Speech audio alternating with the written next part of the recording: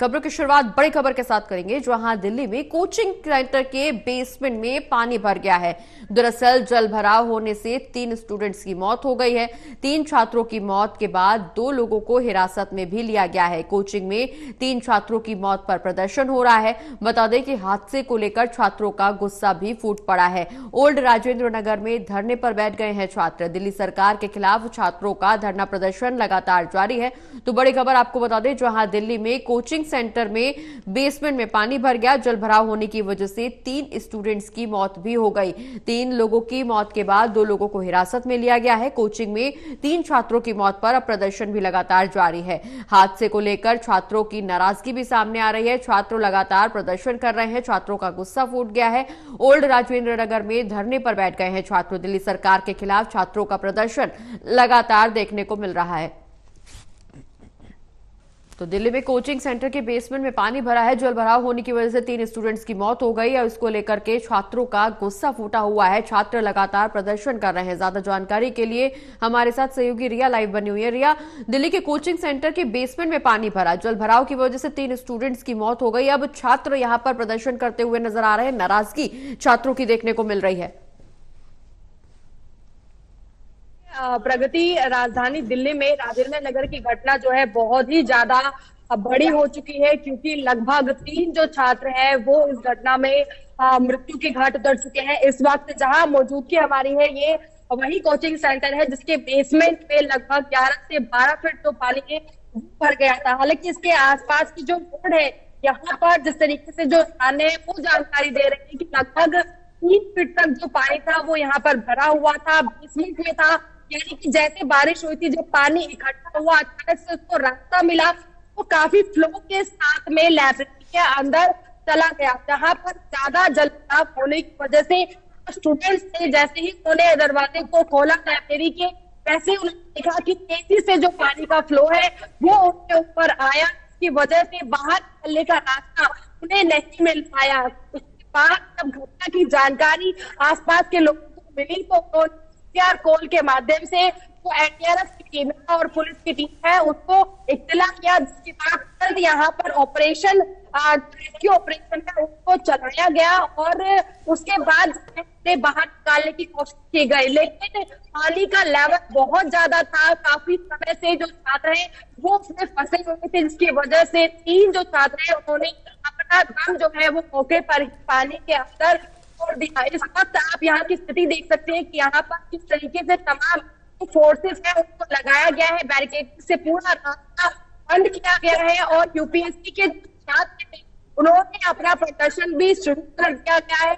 जहाँ थाने है उनमें भी बहुत ज्यादा क्रोध देखने को मिल रहा है कि आगे जल भराव ने मासूम छात्र की जान को लिया है। कुछ लोग यहाँ पर और सीधा सीधा पूछते हैं कि आगे क्या मुझे लगेगा आपका।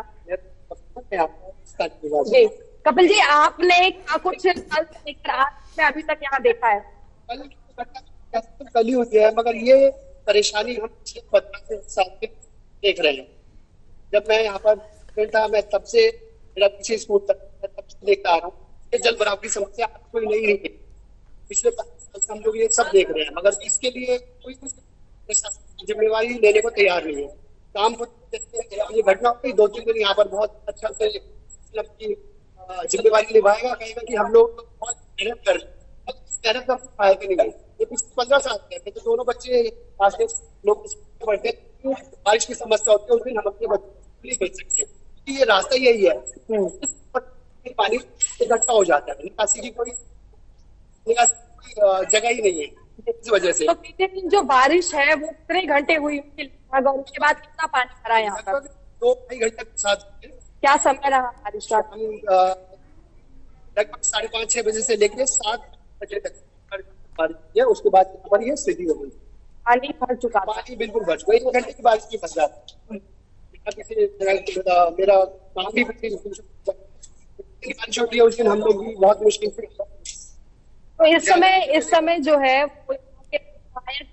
पर भी सवाल उठ रहे हैं, क्योंकि उनका काम है कि जो जल भराव है उसको लेकर समस्या का समाधान किया जाए। तो आप लोग यहाँ के सामने काम यहाँ करते हैं, कुछ शिकायत पहुंचाए कि जल भराव की स्थिति यहाँ पर हो जाए?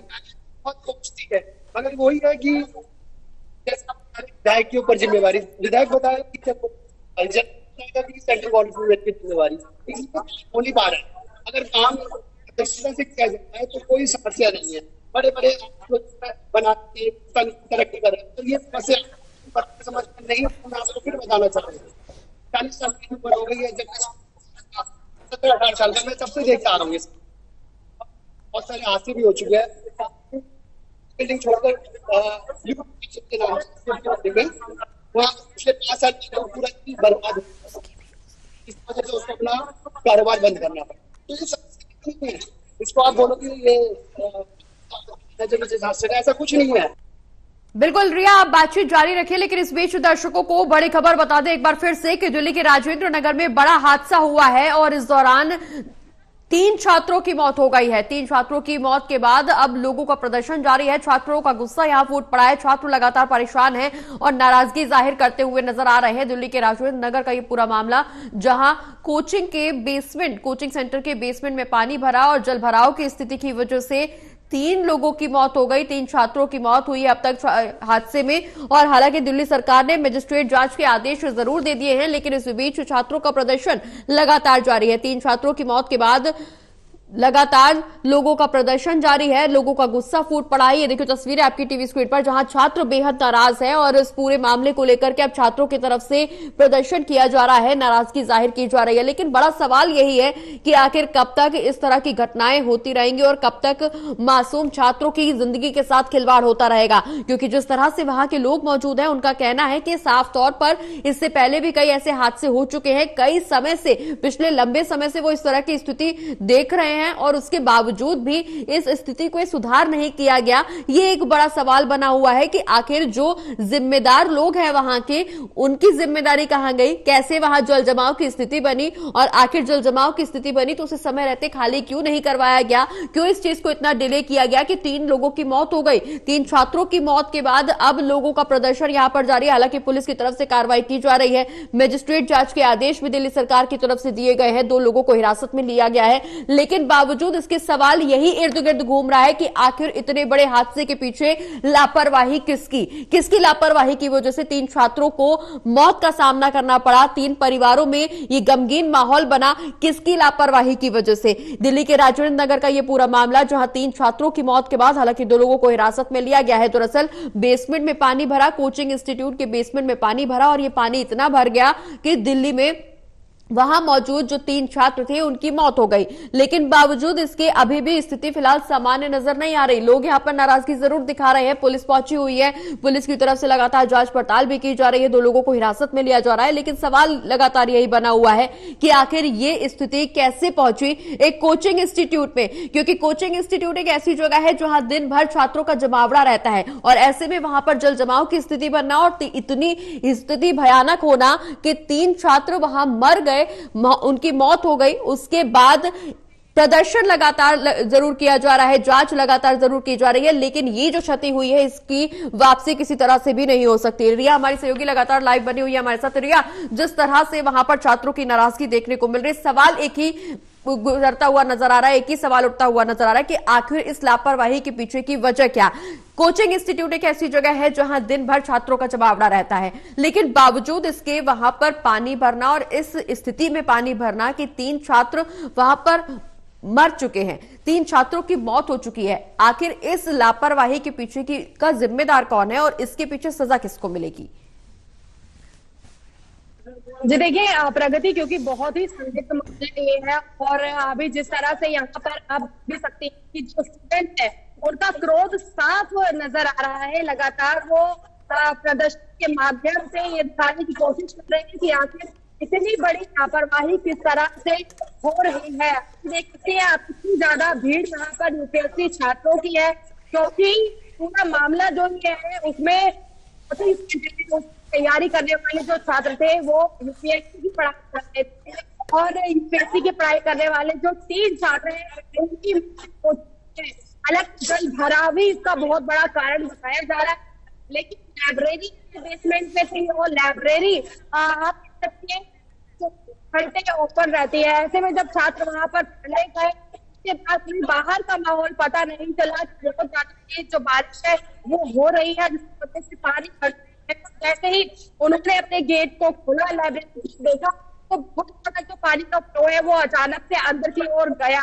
ऐसे में सवाल जो है वो कहीं ना कहीं पर इस सेंटर को, बहुत महंगा सेंटर ये है, उसकी लाइब्रेरी महंगी फीस को लिया जाता है। बिल्कुल रिया, सवाल यही बना हुआ है कि इतने महंगे कोचिंग सेंटर में पेरेंट्स अपने बच्चों को इसीलिए भेजते हैं कि शायद बच्चों का भविष्य बेहतर हो, लेकिन यहाँ बच्चों का भविष्य अंधकार में चला गया, बल्कि भविष्य ही नहीं रह गया, बच्चे ही नहीं रह गए। कोचिंग इंस्टीट्यूट में पानी भरा और उसकी वजह से 3 छात्रों की मौत हो गई। हालांकि अब इस पूरे मामले में पुलिस की तरफ से जांच पड़ताल की जा रही है, लेकिन इस लापरवाही का जो गुनहगार है वो कब तक सलाखों के पीछे होगा, ये देखना ज्यादा दिलचस्प हो रहा है कि पुलिस की कार्रवाई कब तक इतनी अमल में लाई जाएगी कि जो लापरवाही के पीछे जो जिम्मेदार है उसको कब तक सलाखों के पीछे भेजा जाएगा। बहुत बहुत शुक्रिया रिया, ये तमाम जानकारी हमारे दर्शकों तक पहुंचाने के लिए।